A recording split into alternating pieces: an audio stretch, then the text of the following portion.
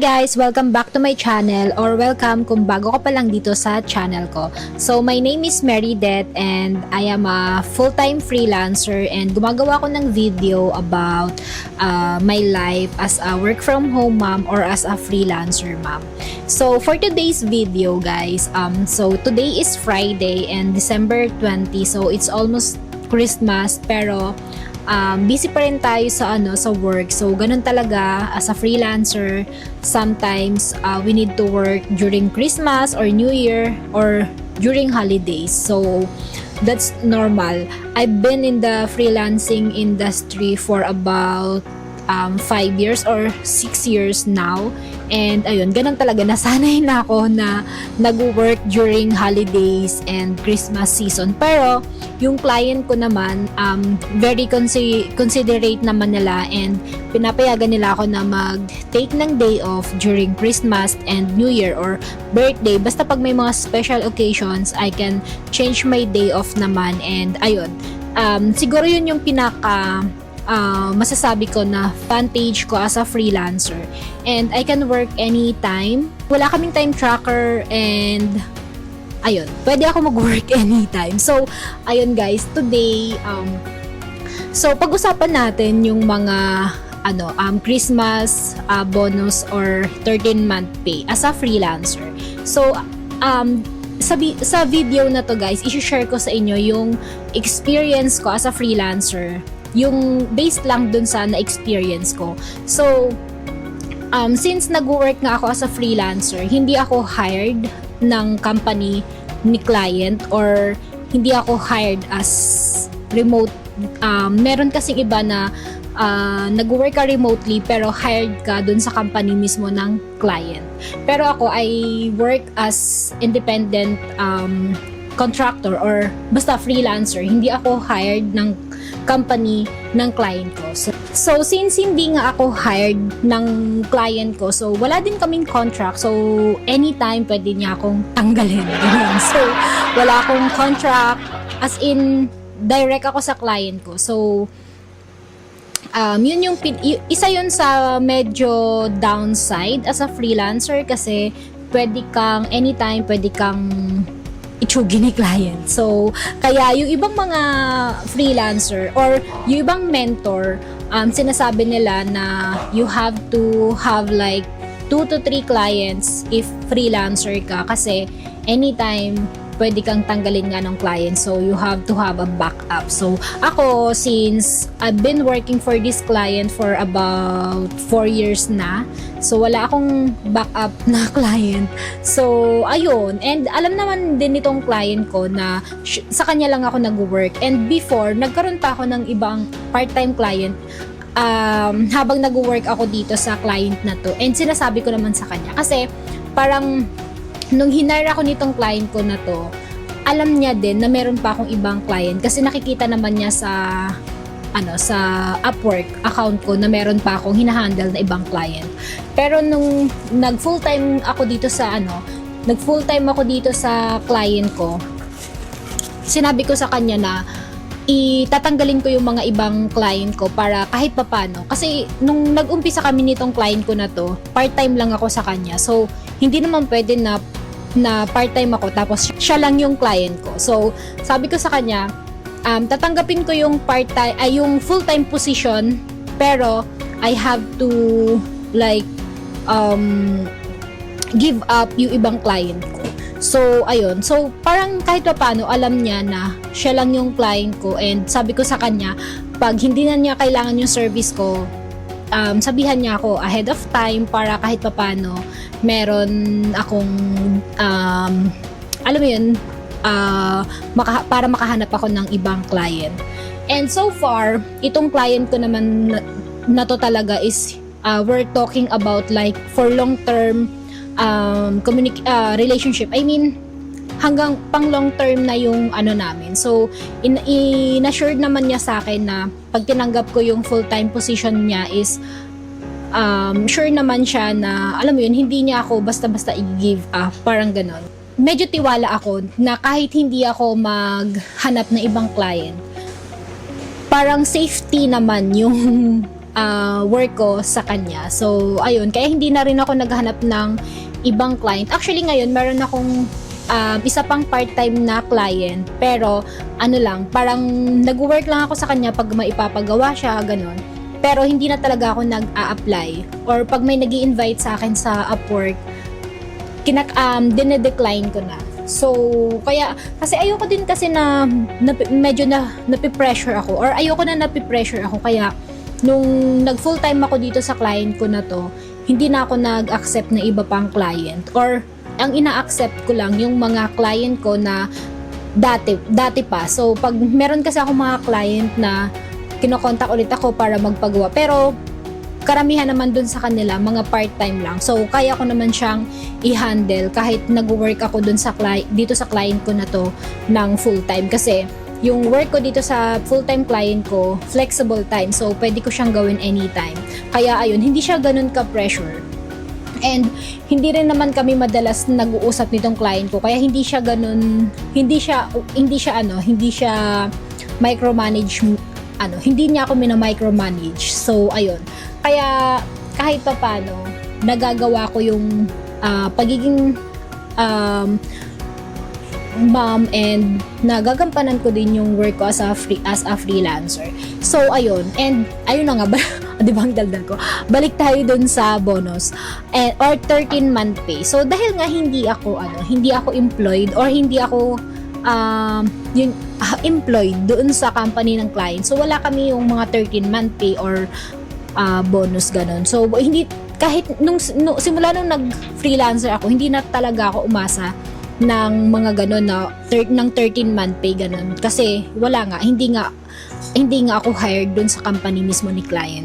Pero may mga client ako na nagbibigay ng Christmas bonus. Ayun, itong client ko na full-time, may pa Christmas bonus siya. So or Christmas gift, actually yung tamang term is Christmas gift. Hindi siya basta parang Christmas gift lang niya. So hindi siya ganun kalaki, pero masasabi ko na parang halos katumbas na din siya ng basta hindi ko nasasabihin. Pero since hindi nga ako nag-e-expect ng bonus or 13-month pay dito sa mga client ko. So ayun, masaya pa rin ako kasi kahit papaano meron akong Christmas gift. And meron yung part-time client ko din. Hindi ko inaasahan to, kasi yung client ko na to, hindi siya parang mga 3 months na yung last na work ko sa kanya. So, hindi ko talaga inaasahan na magbibigay siya ng Christmas bonus, kasi wala naman akong ginagawa sa kanya. Pero ayun, nung isang araw, nag-message siya sa akin na meron nga siyang Christmas gift. Actually, bakit ba ako bonus ng bonus? So, Christmas gift. So, ayun, may pa-Christmas gift siya sa akin. And itong ang client ko na to, hindi pa ulit kami nakakapag-start kasi meron siyang eye surgery, kaya ayun. So sabi ko sa kanya magpagaling muna siya, and ayun, sabi nga niya sana antayin ko siya kasi ayaw niya mag-quit dun sa re-resell niya ng mga products, and tinutulungan ko siya na mag-list ng products. So ang kagandahan lang din dito sa client ko na to, willing siya, okay sa kanya na i-outsource ko yung ibang ginagawa ko sa kanya. So kahit pa paano makakatulong tayo dun sa ibang nag-i-start na maging freelancer or na maging VA. So ayun lang guys, and ayun, kayo ba guys, may na-receive na ba kayo na Christmas bonus or 13-month pay or Christmas gift from your clients? So ayan, dun sa mapapasana all ka na lang talaga dun sa Facebook group na nasalihan ko. Ang daming mga Christmas Christmas bonus nila or Christmas 13-month pay galing dun sa client, at mapapasana all ka talaga kasi 6 digits, o diba, sana all talaga dyan. Pero ayun, ako masaya kahit wala akong kahit wala akong 13-month pay, kahit pa paano masaya pa rin ako kasi kumikita tayo kahit nasa bahay lang, kahit wala naman sa contract or dun sa usapan namin ni client yung mga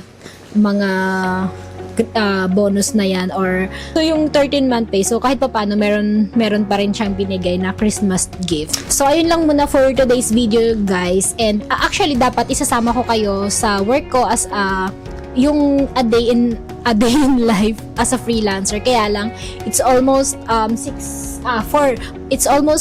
p.m. na, and nag-start ako mag-work today mga around 12 p.m. na. So ngayon, yung ginagawa ko lang talaga is nag-i-import ako ng listing from eBay to List Perfectly dun sa tool na ginagamit namin ni client. And ayun, gusto kasi ng client ko na mag-focus ako dun kasi gusto niyang matapos within the end of the year, ma-import namin lahat ng listing namin doon sa List Perfectly. And ngayon, meron na kaming 11,000 listing dito sa List Perfectly, and meron pa akong around 9,000 plus listings na kailangan kong i-import. So ayun, yun lang yung ginagawa ko.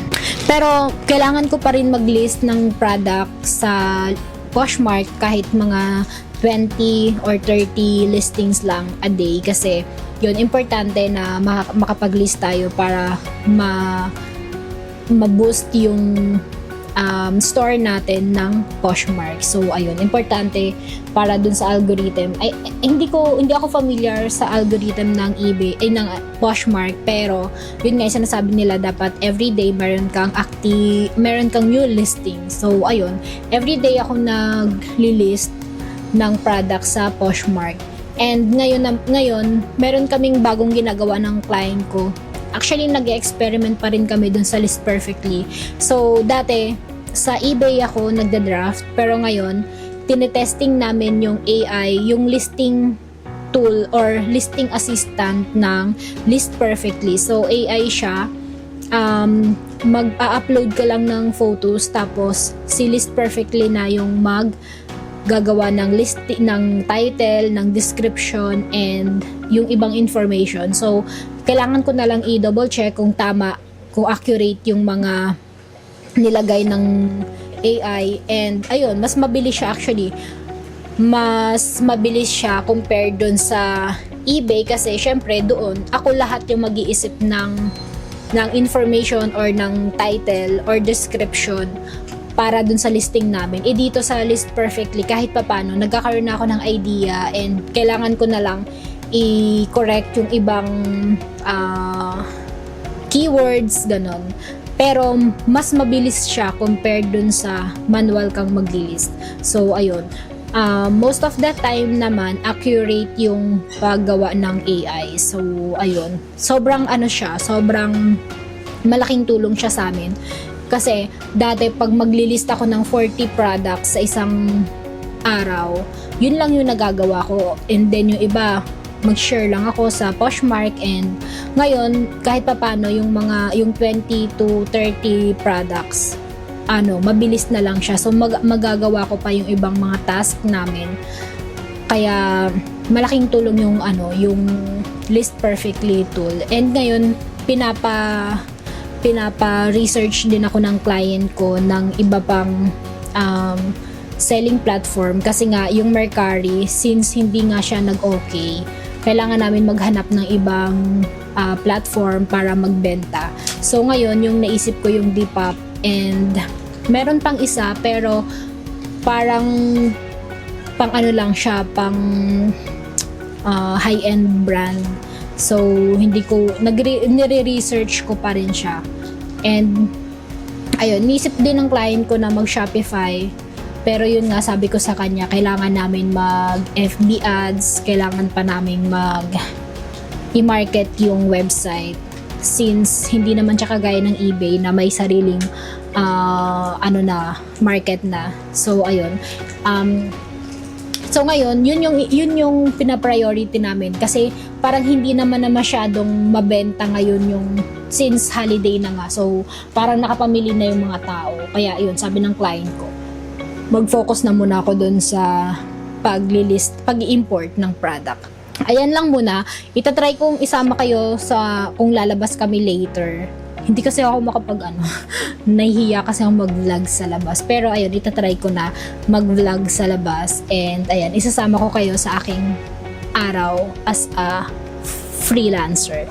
So, ilang oras na ako mag-work. And mga 6 PM mag-i-stop ako kasi magre-ready naman kami para sa simbang gabi. So, magsisimbang gabi kami and wala pa akong absent. So, ayun. So, ayun guys. See you ulit mamaya.